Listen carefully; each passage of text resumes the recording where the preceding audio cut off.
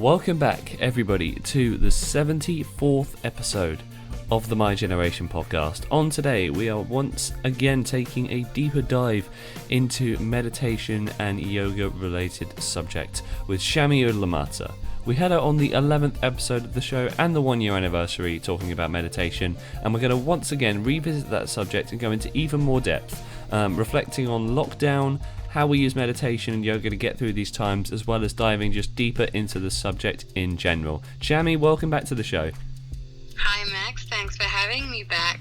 Great stuff. Great to have you back on. Obviously doing this episode remotely in a bit of a different fashion to episode 11. So if you want to check out our sort of first part of meditation, you can go back all the way to the start of the My Generation podcast, really, episode 11, and hear what we had to say over there. So, Chammi, I really wanted to just sort of jump straight in and start with what you've been up to regarding meditation and yoga generally since we last spoke. So we spoke for the 1 year anniversary. So did we talk about what we were up to then? Remind me, Max. I don't think we did talk about it from a yoga perspective or a meditation perspective, no. No, it was more of a catch-up on seeing how well you've done over the years. So congratulations on the 74th episode. This is amazing. From a yoga and meditation perspective, I think both of those practices have helped me personally over this quarantine period. I've been delving back into my yoga practice, and I've continued my meditation practice throughout. How has it been for you? Yeah, good for me. I think I've every single week me and my sister have been doing yoga classes together, which has been really cool. And meditation I've been trying to do as much as I can. Not as much as I'd like in the meditation factor, but the yoga has really kept me going.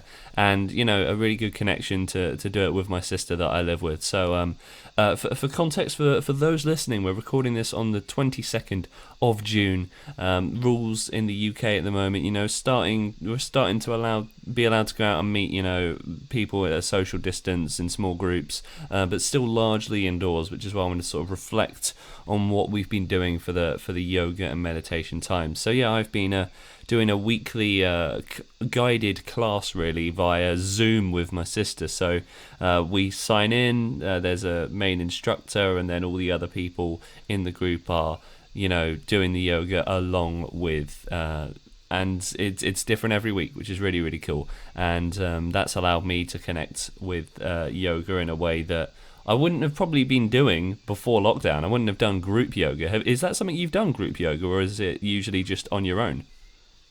No, I've done group yoga before. I've done them in yoga practicing, like with an instructor. I've done them in gyms. I've gone to different places where they teach different forms of yoga.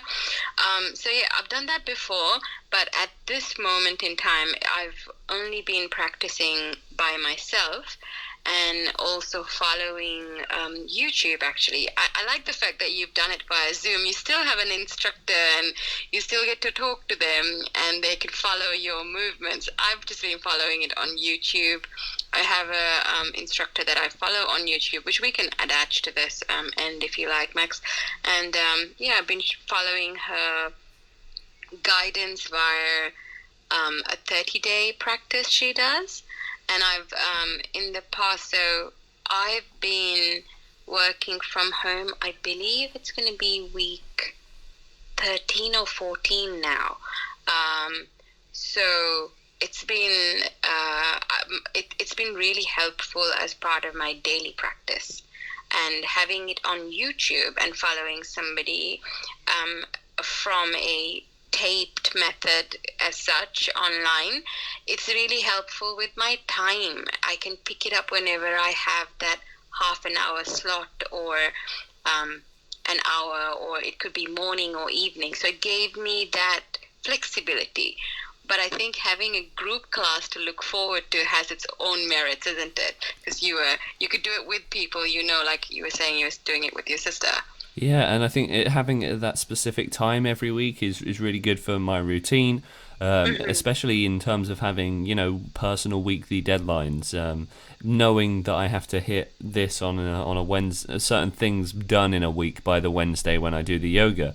It's nice to feel that I've accomplished, and then get the reward of having this sort of relax detox. And it's often extremely relaxing, but difficult too. These are not simple yoga practices, and I often need maybe a bit of time straight afterwards as well, because we are really trying to sort of push it with these. And it is nice because then if you know the people in the group, you can obviously have the video on. I'm a person who really prefers video off for these group sessions, but I know that there's a lot of people who keep them on, which is really cool to see, because it shows that the community is really still there. And I mean, there's nothing wrong with doing it through YouTube too. When I started doing yoga, I followed a channel called Psyche Truth, and they did all of their yoga practices just on YouTube, and I started off just following those. But what was the yoga 30-day practice you were following?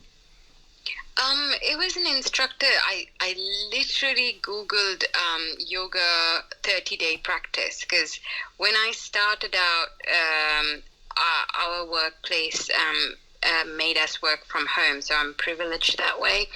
And I thought, I need to make sure that I still have a bit of movement in my day, because I used to walk at least every day at lunchtime. When I was walking, whenever I got the opportunity, I would do it, morning, evening, or during the middle of the day.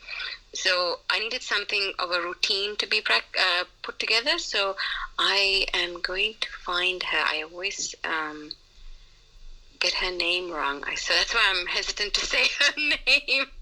I think it's Adrian. And we're going to make sure that the link to it is in the description of this podcast episode, so you can go and find the exact practice that Chammi's been doing. But you really liked that one, didn't you? Because it was extremely relaxing, wasn't it? The sort of mood and tone. Yeah. She has a lot of different, it's almost like different skill levels. If you're a beginner, I followed her beginner home practice, and she gives you guidance on where to put your hands, where to put your feet, and modifications that might be needed depending on your flexibility level or your confidence. It takes time. So having her guide me through those was very, very good. I just wanted to add as well, when we first started, when the lockdown began, I also brought along my friends to do it together with me. And we used to meet up on a daily basis for a half an hour, where we did this yoga practice together. We did it all individually in our different parts of the country. They're not based in Canterbury. But it was very nice, because we were following the same class as such, but individually. So it brought us together as well. So Adrian, Yoga with Adrian, she's quite popular on YouTube, and she has a huge following, like 31 million views for this beginner's class, actually, Max. Wow. So, yeah, she is very popular, let's put it that way. Well, I think it is great. That's great that they do different skill levels, because there are certain stretches in the ones that I do on a Wednesday night that are too much for my body. I've got quite tight hamstrings. I'm working on those more specifically, but there are certain ones I can't always reach, and I think that there's going to be a lot of people in my situation, and having the ability to move between them is quite important. Do you think yoga is something that we should be doing every single day, or is weekly good? Personally, I prefer every single day. Even a little bit of a stretch every day would help. But Max, I wanted to let you know, yesterday, the 21st of June, Sunday, was International Day of Yoga for 2020. Yes, I saw that. I did see that. So quite fitting we're doing this. I mean, you'll be hearing this way off in the future when this isn't a thing. But yeah, I know. I saw so many people sharing photos of their yoga-related stuffs. Yeah, and I think that's sort of bringing awareness of yoga and on the health of people. So yoga helps with your, the basics is you're able to move your joints lubricated, isn't it? Just you've experienced that even in a weekly basis. And you can grow it to the level that you would like it to be. So people who are, bending themselves into pretzels as such, they have been doing it for quite some time to get to that level of flexibility and training that they have. It's a practice. I love the use of the word practice for yoga because that's what it is. My skill level isn't obviously there, and there are probably very many yoga teachers, trainers who would say that to that as well, that it's a practice. Work through your steps, find your ways of doing things, work with what you got as well, and work at it. It's hard work, but it is a practice. It is a practice.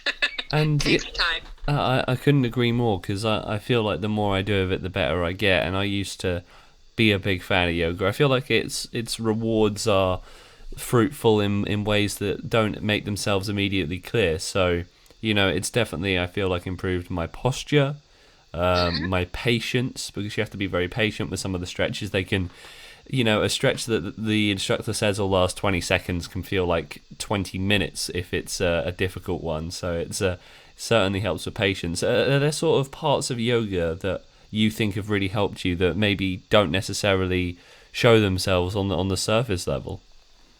I think it's personally, I think yoga supports me to reduce my brain chatter. So it's very internal. You look towards within you. Like even when you mention patience, it's patience with yourself. It's patience with your body. It's your patience. It just makes you calmer. Do you think it makes you calmer, Max? Yeah, I think so. I'm usually some of my most relaxed times of quarantine have been the 20 minutes after a yoga session. To be honest, it's extremely relaxing, the yoga and the sort of meditative angle to it, because this class as well sort of bookends with introing with a short visualization still, and closes with that as well. So you do get that downtime before and after, which I think is actually quite important. It's not something that I ever integrated into my initial practice, but it's definitely something that I feel like, once you've done yoga and then straight into a quick 10-15 minute meditation is actually quite a nice way of doing it. Have you ever sort of done that, or do you usually keep meditation and yoga quite separately? I do exactly that. I do my yoga movements and do the postures, and then do my meditation afterwards. So I do it together, Max. That's the way I've practiced it. So it's very similar described with your class, maybe not for that length of time. So I'm guessing your class is about 40 minutes or maybe an hour? Yeah, it's an hour-long class. Yeah, so my practice at home that I do in the mornings, it's roughly about half an hour. So I might do a bit of yoga postures for maybe 15-20 minutes, and then do a meditation right afterwards. I find that the yoga postures help me lubricate the joints and make me feel very comfortable to be able to sit for a period of time.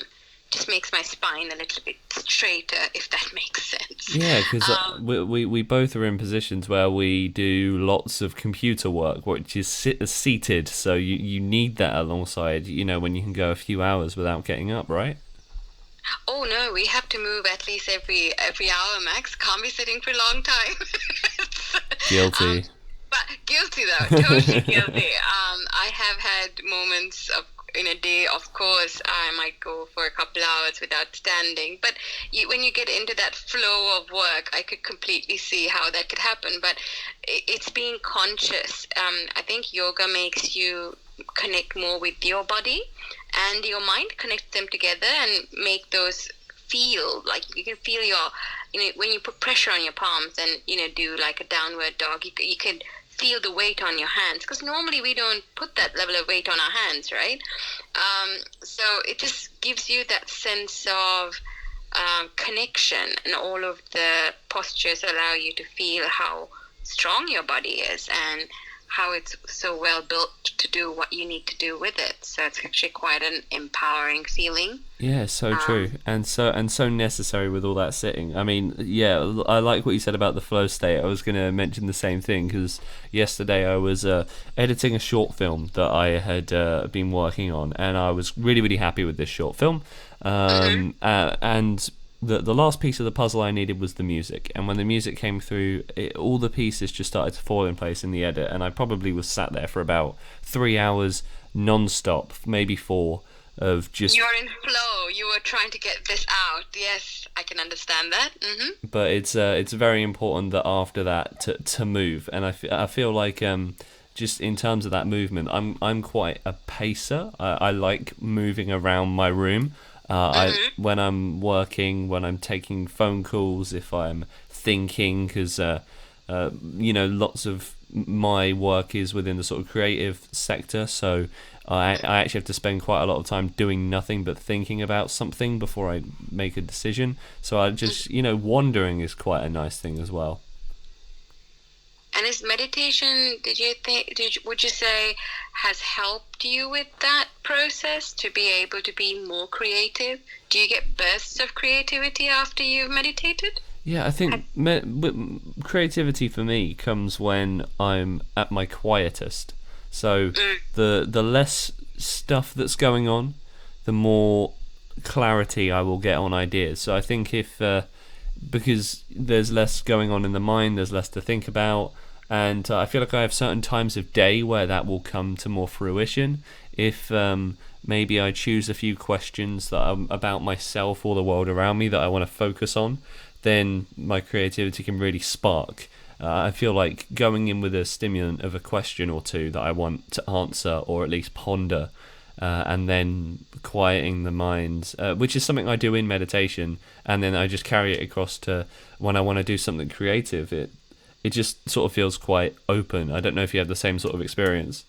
I think I get ideas, I would say. I completely agree with you. Reduction of that brain chatter helps you focus on the things that you want to put that energy towards. So it's kind of like literally clearing a path. And you this is the question I want to answer. Let me find a way.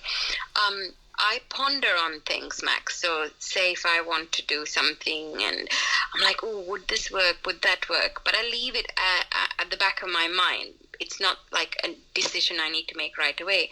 What I find is sometimes that when I have had my completion of my morning practice, all of a sudden I have that space and I go, oh, I have an idea, this might work. It kind of almost work itself out in the background and kind of throw me an answer. So I find after doing my meditation, I am very productive. Like it almost like sets me up for the day. And that practice just as I've been doing this, I get better and better with that. It just kind of builds up.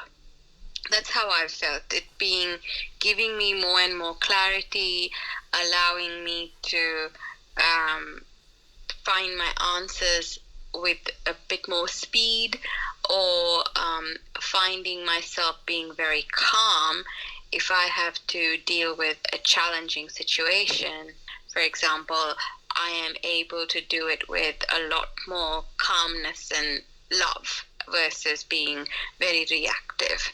So yeah, it's just, I feel that the reduction of the brain chatter just makes you much more calmer, allowing you to deal with any situation that might arise in front of you. Talking to people around me who have used meditation, they say similar things where it allows them to be more creative. It allows them to make decisions with ease because you have space to focus. That's what I've found. Yeah, I couldn't agree more. I think it's why most people say they have their best ideas in the shower. It's a space away from everything for thinking, and I couldn't agree more with the pondering. I think in especially in lockdown, and I hope whatever world you're listening to this in is a better and safer world, and that you're keeping safe and well wherever you're listening. But for now, at the moment, with that lockdown, having that time at home, I think a lot more people are having this time and to take up things like yoga. But with meditation, if it's not something you're used to, that time can seem quite difficult when you don't know what you're doing. So what would you maybe recommend to someone who is at home and has been at home for a while and it hasn't really discovered meditation and yoga, and they're looking to try and get into it maybe for the first time at home? I would say you just have to do it. That's all it is. You have to take that effort to actually start that practice, and may it be following Max, you and I talk about headspace all the time, on and off the air. Some sort of a guided process would help you if you've never done it before. You can follow a book, you could follow a YouTube channel. If you know somebody who is a yoga instructor or somebody who has practiced it, ask their pointers, because they may know you better. They might be able to suggest, try this, try that, because they know you personally. Talk to people around you. It's a way of connection as well. Yoga, there are varying yoga practices. Try different ones if one doesn't fit with you.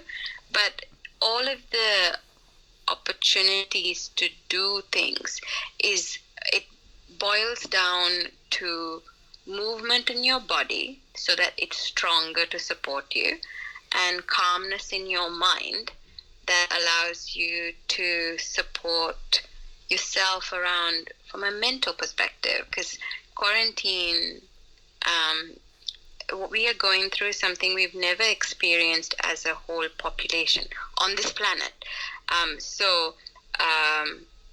In recent history, I suppose we have had pandemics before, many moons ago, but it's something very different, and it's very straining, both mind and body.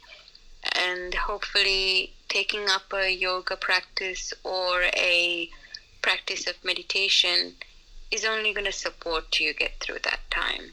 Mental health is becoming quite a dominant topic at this time in media as well as in workplaces, because we do realize that people are trying to juggle a lot of balls up, and with family, with friends, with health, with financial situations, with you name it. There's a lot of things happening. So having a bit of time for yourself through a practice of yoga, or time for yourself through a bit of meditation, I think would help you be the best version of yourself, or a calmer version of yourself, to support the people around you. Yeah, and I think that calmness and support is quite important at the moment with what everyone's going through. Everyone's situation is so different, so I couldn't agree more, Chammi. Now, next I want to go into regarding meditation specifically, whether to do it with music, whether to follow a guided meditation, what you should be, eyes open, eyes closed, all that stuff. But before we do that, we're going to go into our regular weekly features before we head to that with Chammi. As you know, every week here on the My Generation podcast, we have Harry and Sammy. They come on the show to do weekly film and album reviews every single week here on the My Generation podcast. And we're also featuring music from great local Kent artist Roma Orme. She's a poetic, dramatic musician, and her song The Poster Girl of Impossibility is coming up slightly later on in the show. But first, we always start with Sammy, and here is the album that he would like to recommend for you this week. Hi guys, Sammy Bacon here, coming at you with another album recommendation. This week it is Stranger in the Alps by Phoebe Bridgers.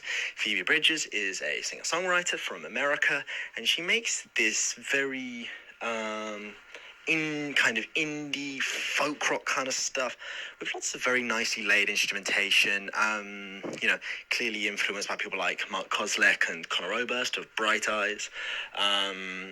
The album Stranger in the Alps deals with a lot of the themes that I think, happens when you turn 20 and start getting into 20, such as death, friendship, identity.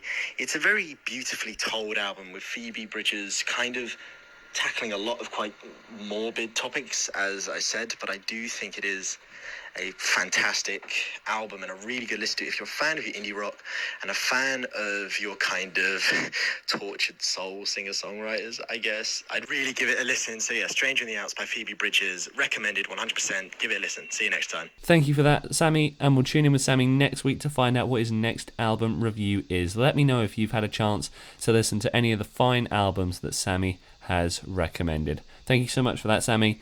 Next we go over to Harry Monday, and here is the film that Harry would like to recommend for you all this week. Hi, Max. Now, this week's movie recommendation from dear old Harry is the first horror movie I've recommended, and that movie is The Ritual.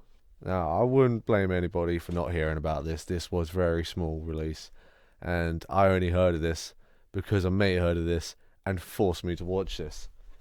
And to that mate, I've got to say thank you. Thank you so much. This movie is one of the most scariest and spine-chilling experiences I've had watching a movie. 4 guys go to honor their recently murdered friend's last wishes and just go on a hike through the Scandinavian forests. And then that's where the twist comes in. They start getting hunted down. You see this creature moving around, but you don't see the creature. Not unless you keep a very, very sharp eye out. And if you can see it, I'll say congratulations. But if you don't, when the end of the movie comes, you will be terrified. And if you haven't seen this movie, I would strongly recommend you watch this straight away. Thank you for that, Harry. We'll tune in with Harry once again next week. Have you maybe seen one of the films Harry's recommended? Or would you like to maybe recommend a film or album for the duo to consume and review on the show? If so, you can get in touch with the Facebook page at the My Generation Podcast. Please let us know if you've got something you would like reviewed on the show. Now, before we go back to Chammi to talk about guided meditations, really, we're going to our new music feature for this week. It's Roma Orme, a poetic, dramatic musician. And today, here on the My Generation Podcast, we're playing her song, The Poster Girl of Impossibility. Generations of green-eyed girls have passed through here, setting chicks on fire with possibility.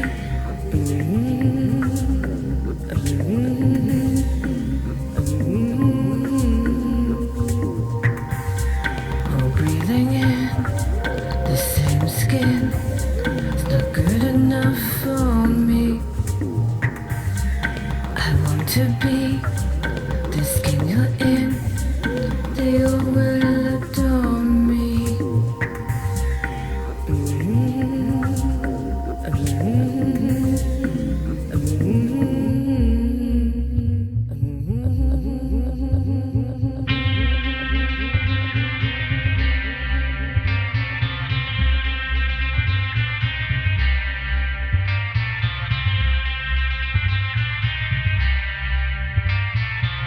Untouching words, your barefaced lies.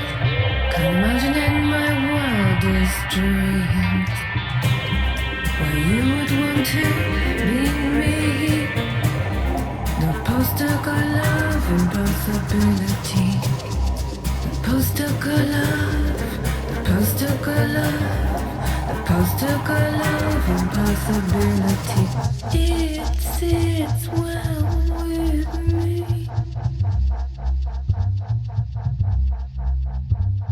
Take all my flaws with a standing applause. Heaven only knows how I did.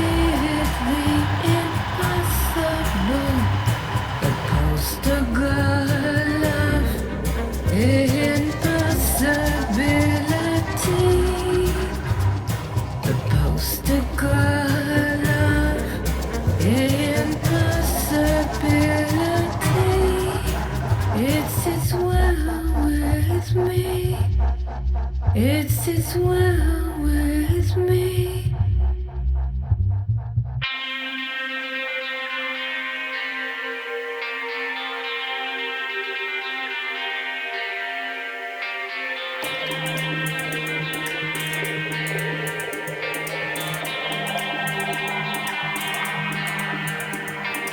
Love from the edges and no better in the radio. Being a poster girl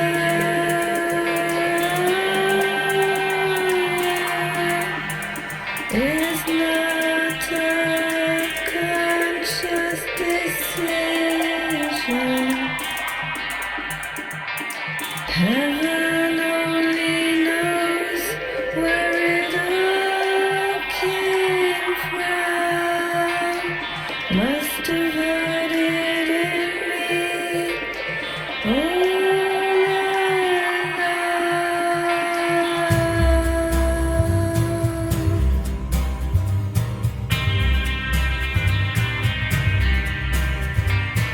Take all my flaws with a standing applause. Heaven only knows how I did the impossible. The poster girl love impossibility. The poster girl love impossibility. It sits well with me. It sits well with me. It sits well with me.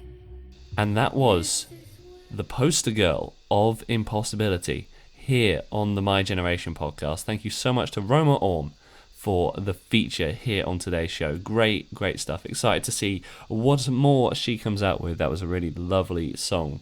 Really something special. Now, we're going back to Chammi to continue our discussion on meditation and yoga. And at the end of the show, we're going to play the poster girl of Impossibility once more. So don't worry about that. We're so good, we're playing it twice. Chammi, I'd love to know from you whether when you do meditation, do you use music, do you follow guides, or do you prefer to have nothing and just to sort of listen to what's around you? Mine would be, Max, I don't use guided meditations, and I do it myself. You've gotten to a level of practice where I feel I can do my meditation on my own, and watching the thoughts settle in my mind. But as a beginner, I would say a guided meditation would support you to start your practice. Yeah, I think certainly at the beginning it really suited me to have those guided ones. I think sometimes I like the guided ones when maybe I don't have a specific thought that I want to think about. It is sometimes nice to follow a vision. Have you ever done it with music at all? I've had music play in my background when we were doing relaxation in yoga classes, but personally at home during this quarantine period, no, I've not had that music guide me through that process of meditation.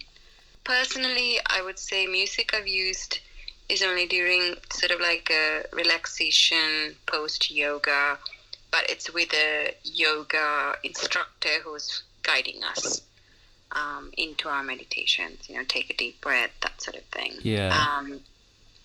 No, my experience has been more of quietness within myself, and maybe you're trying to block out those noises that you might have around you by focusing on the music. I can see how that would be very supportive of somebody to focus onto that music to guide them down, to calm them into that place.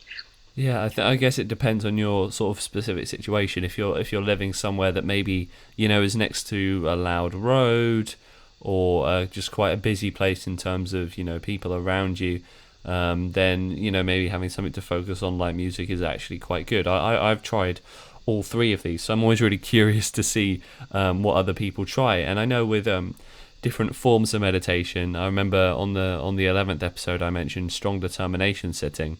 With the different types, obviously you can have eyes open or eyes closed. What difference do you think that makes? For me, I always eyes closed. It's one more stimulus removed for me to calm my mind. So that's my preference, and also that comes from the training I've had. So always eyes closed, seated, and in a quiet place, preferably, to be allowing you to focus on your breath. Yeah. Max, do you use music with your meditation practice? Yeah, sometimes. It depends. I will literally try any style, and Okay. I have indeed tried music. It is sometimes quite a relaxing one, because I feel like music is a middle ground between guided and regular meditation, because it gives you an audible stimulant, but it's not giving you any sort of questions to answer, which is still left up to you. So it's obviously, I personally, I've mentioned this on episode 59 of the show, my story with tinnitus, which I quite sometimes like having music, because it's that really strong focus, and music tends to be something that fully eradicates the noise, although sometimes sitting in the meditation with the tinnitus is really important to me, because it now doesn't affect me, and it's not something that comes up in my day to day, but I think with the meditation it's actually quite important to sit with tinnitus so you get comfortable around the sound, but then sometimes I just want a bit of music behind me to give me that focus. So yeah, I will literally try anything. Yeah, I think that's true, because it depends on what you like and what supports you. So it's very personal. And that's why I always say, try all the different kinds, see what is your preference. So if you were to do my meditation now, Max, what would be your preference? I think, did you say that you found one type that worked for you, or do you just still find yourself, today I would prefer it with music versus without? Yeah. How do you sit today? Today I'm very much, I think I used to be more rigid into one style. So I used to just do one quite religiously. At first it was just guided and nothing else, and then after that I started picking up other styles and different people to do guided meditations from, different music, and then just different places to do meditation. So I think actually doing a practice in a different place is another thing as well. So I really try to mix it up, because I feel like meditation is something not that can get stale, because you learn something every single time you do it, but having something new to it each time is something that's quite personal to me. I know that this is actually a story I'm surprised I didn't mention in the last one, because it was from about 2 years ago. Summer 2018, we went to the Bath Spa on a holiday. It's the only time I've ever been to a spa. Beautiful place, isn't it? Yeah, it's such a great place, and it was the first and only time I've ever been to one of those really relaxing spas, and I would definitely go again if I can get the time to do that post sort of lockdown, if I can. But I did a meditation practice in the spa, and that was glorious, and I did it in sort of a public spot. I think I did it in some shallow water on the top floor. So on the top floor, it's like it's open, so you can see into Bath. You've got, the air, the natural air hitting you, but you're in a pool with warm water. And I just had a meditation practice in the corner, and that was great. Honestly, the word that comes to mind is blissful. Like you were in a amazing spot with a wonderful feeling, and then you were able to meditate in that moment. That's wonderful, Max. That sounds amazing. Yeah, and I thoroughly, if you get the chance to do something like that, recommend it. And I just recommend trying different places. If you go on a walk, go try somewhere. Have you meditated anywhere outside of your sort of where you live? Yes. During the quarantine period, do you mean, Max, or just in general? In general. Oh yeah, definitely. Okay, I think I mentioned this to you. We went to no, I went to Stonehenge at the beginning of this year.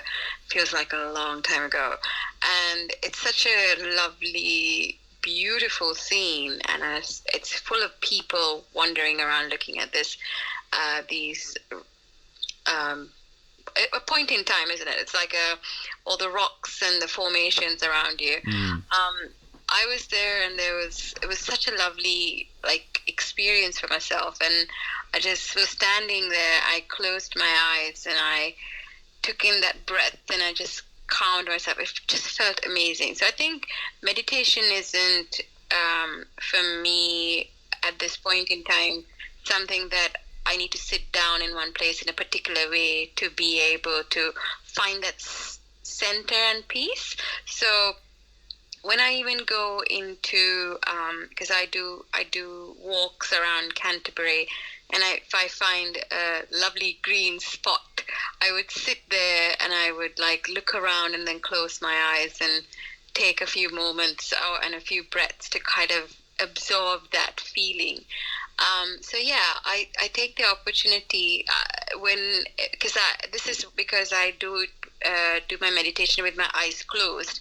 I can just close my eyes wherever I am and kind of go back to where that was and imagine that feeling of warmth or serenity within yourself. And I'm almost like creating memories of places within me so I can like access them anytime.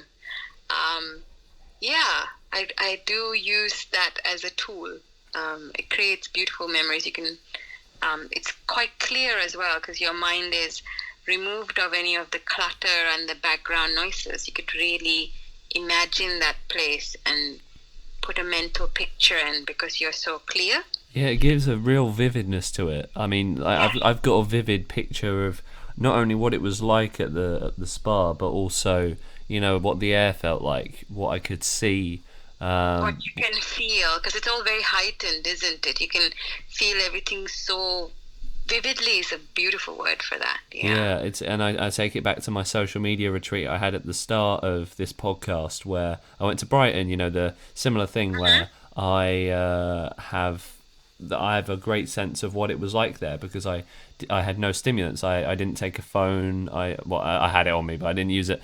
I had my phone off, no stimulants for 3 days, just no work, no nothing, shut down. And I can remember it super vividly. And I think the perception of memory is interesting. There's a spot I used to walk along the North Downs after school most days as a kid, and I can still remember most details about that spot to this day, and that will never go away. And sometimes I'll watch video footage of that back. I think actually quarantine's been a good time for me to reflect, and I've done some memory digging, and you know, I've come to some really great realizations through it, and seeing these locations that I have such a vivid picture of in my head, and it's been beautiful. But also then seeing certain memories and ones that maybe, you know, I wasn't in a meditative state for, where you you know, you've forgotten some of the detail or some of it is faded because of you know, the busyness of that time, and you're like, and then you just get reminded of really beautiful things. So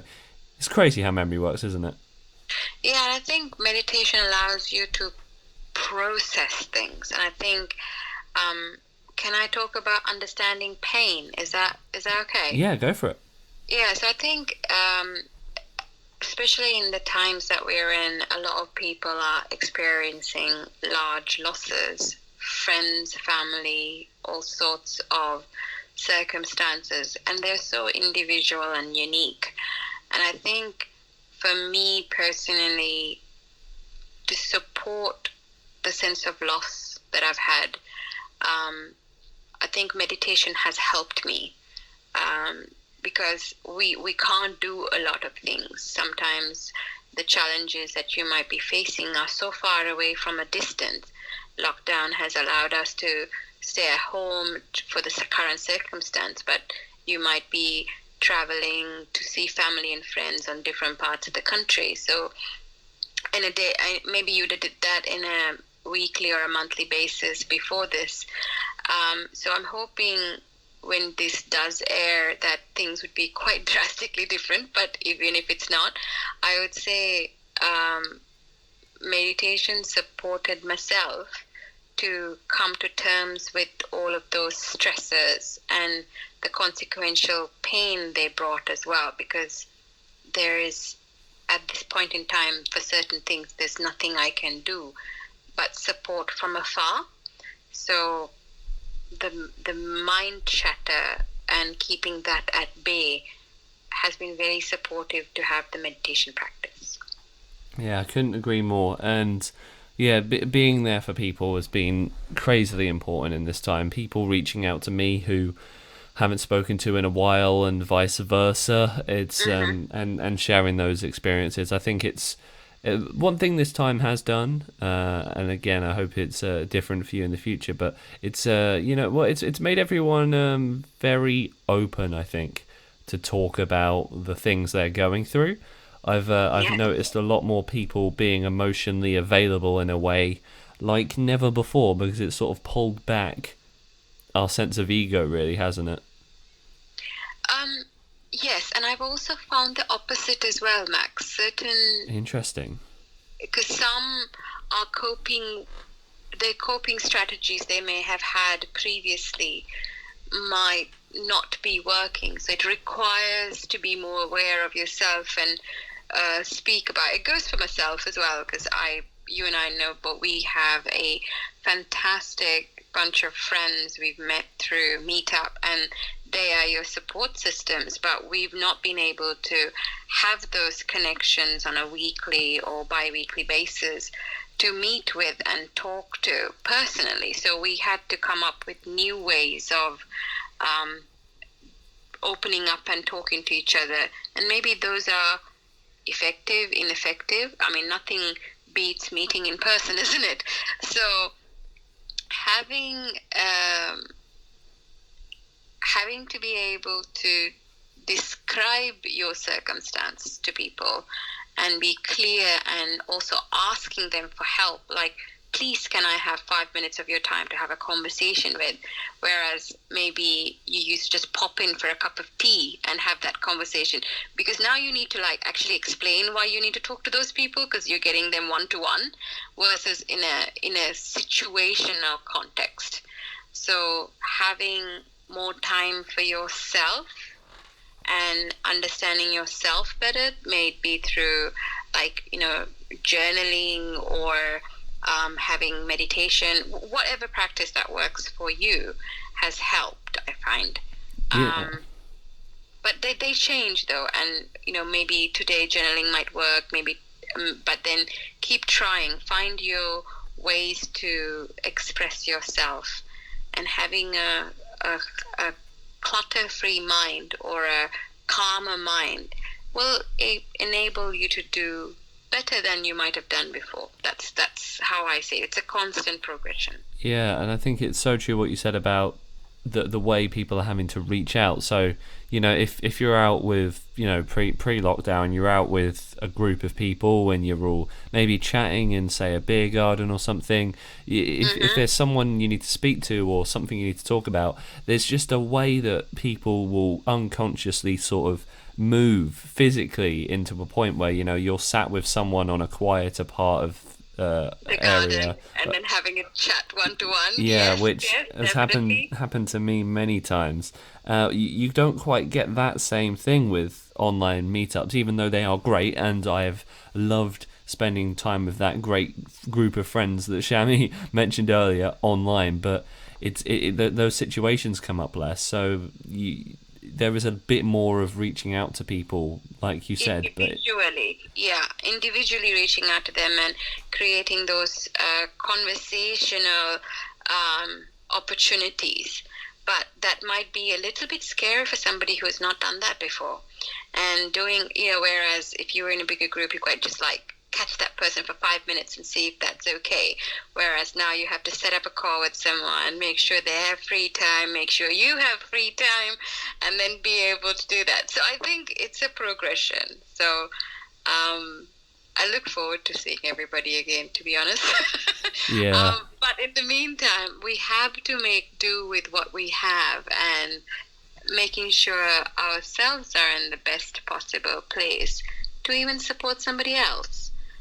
But we need to support ourselves first. It's like the being on the aeroplane. You put your oxygen mask before you support somebody else. Put their oxygen mask, because if you are not doing well, you can't help somebody else. Yeah, and I couldn't agree more. So I think for me, I'm using this time at home to try and make myself the best version of me, so that once the world is back up and running, everyone's in different situations. So if I've got friends who are struggling, I can reach out and help them. Or if there is things in my life that I'm not perfect on yet, I can feel that ability to reach out. But it's also not gone online. I mean, I've had some incredibly deep chats online that have been really wonderful, that sort of came out of the blue. It doesn't happen as frequently, I'll admit, as sort of physical real life stuff, but it's not all gone. And I think that there's definitely always a chance to reach out to your friends, and even if you haven't done it before. So that is so true. It's the same thing as the practice of yoga and meditation. It's trying, it's doing, it's making that effort, taking that first step, because that's where it all begins. It's like first step, second step. It just builds. So I think that's where all of us are today, and I think both yoga and meditation might be a building block to allow you to do other things. Yeah, well, Chammi, I think that is actually an incredible way to sort of start to round down the show. So thank you so much for sharing that. I've got one more question for Chammi in just a moment, but that was a really, really deep, insightful discussion. I would love to do a part 3, so if you're interested, let us know in the comments if you want a part 3 on meditation, as we go through what's happening in the world right now. I know you're hearing this in the future, but I always think it's really interesting the way we do it here on the show, having these discussions come out a bit further down the line, because it gives you a sense of that moment and what it's like currently sitting on the 22nd of June. As information changes every day and every week, you can sort of lose sometimes what it was like for those specific moments where you were between phases of things, which is sort of where we are at the moment, really. So we'll see where we are going for next time we do one of these episodes. Now, before we go back to Chammi to ask the final question I have for on today's episode of the show, I wanted to just tease a few more topics that we've got coming up on the episodes of the My Generation podcast. So we've got the Drama Society. Chammi came along to this play. We discussed it on the 52nd episode, the 1 year anniversary, and we discuss what it was like putting on a play as a drama society. Scarily, I'm going to be the president of that society for the upcoming academic year of university. And we're going to be going over, we've already recorded that episode, which is why I know it's such a great discussion. We are talking all things drama society. Also, the My Generation podcast is getting a brand new look with new features. From episode 78 onwards, we've got 3 new weekly features coming to the show. We've got Emma Cusson, who does poetry readings, Tom Axtell, who does pirate profiles, and Chammi, you'll know Joe Finnegan. He does video game reviews now here on the show. That's fantastic. Yeah, every single week they're going to be bringing their new pieces to the show to join the lineup of Sammy and Harry with their weekly features.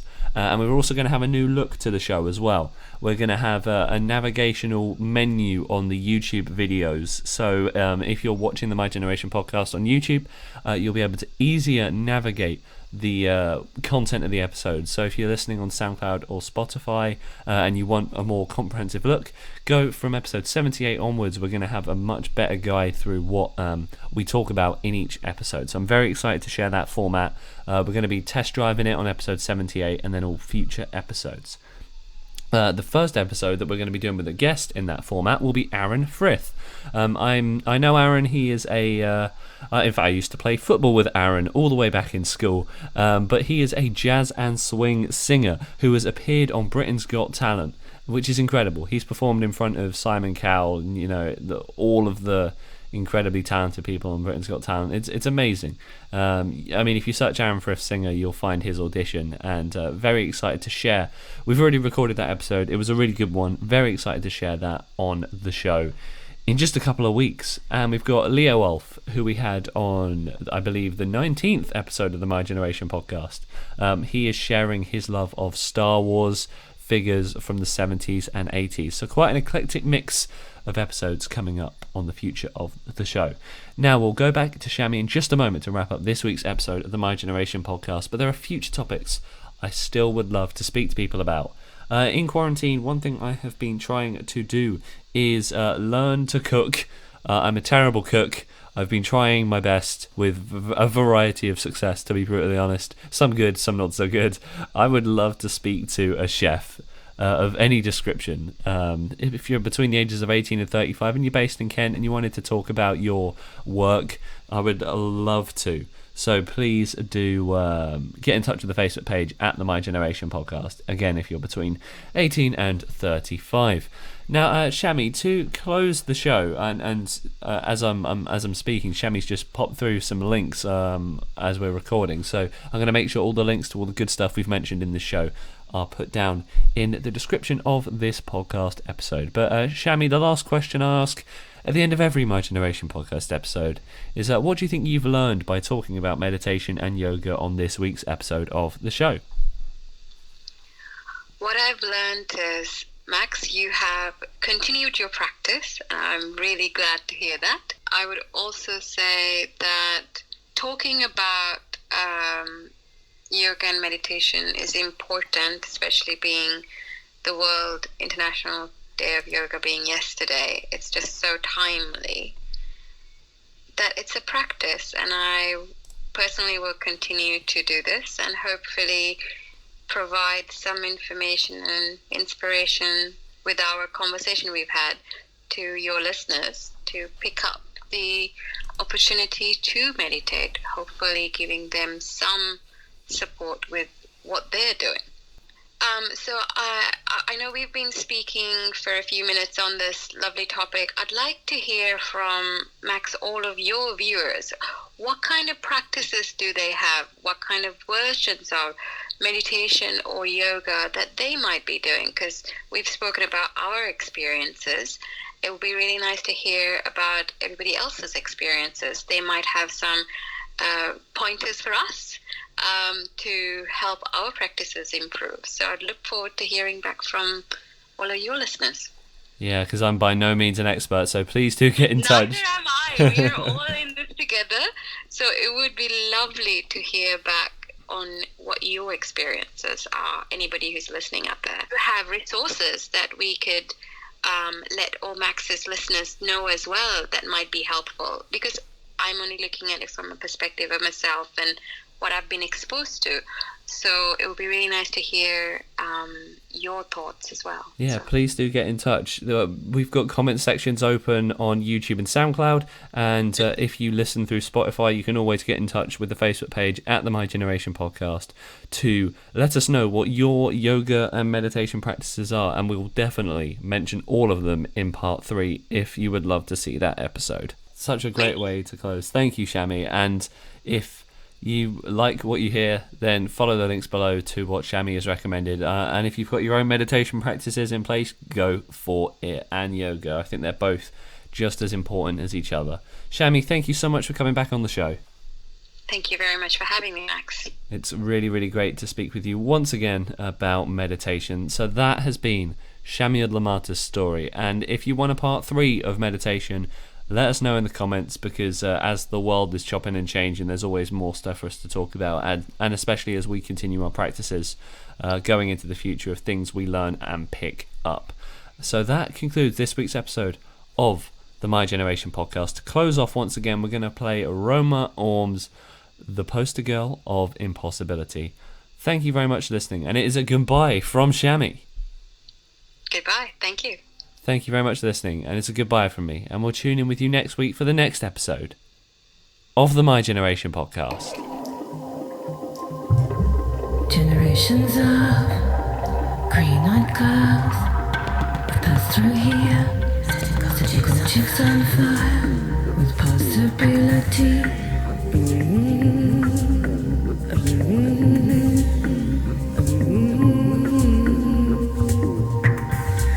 Oh, breathing in the same skin, it's not good enough for me.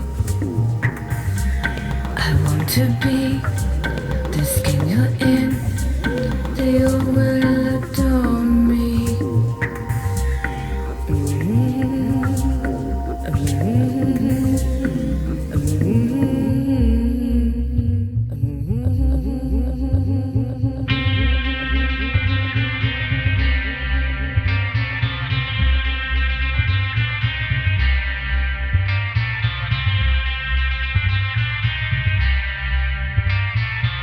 I'm a touching voice, your barefaced light. Can't imagine in my wildest dreams why you would want to be me. The post-girl love impossibility. The post-girl love, the post-girl love, the post-girl love impossibility. It's well with me.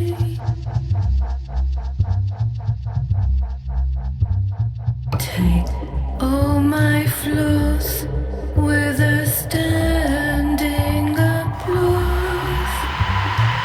Heaven only knows how I did the impossible. The poster girl love, impossibility.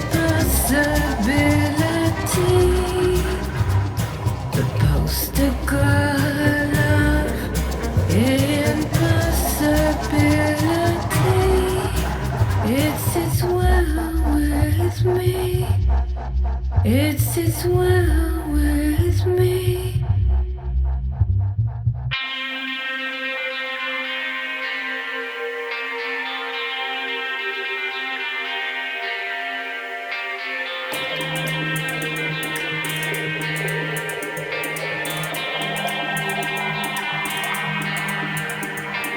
Love from the edges, I know better in the middle. Being a poster girl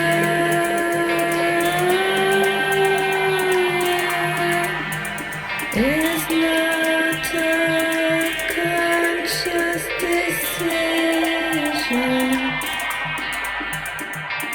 Heaven only knows where it all came from. Must have had it in me all along.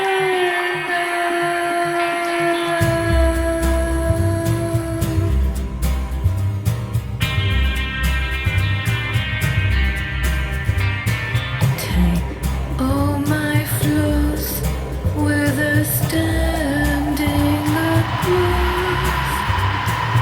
Heaven only knows how I did the impossible. The poster girl love, impossibility. The poster girl love, impossibility. It's well with me. It's well with me. It's well.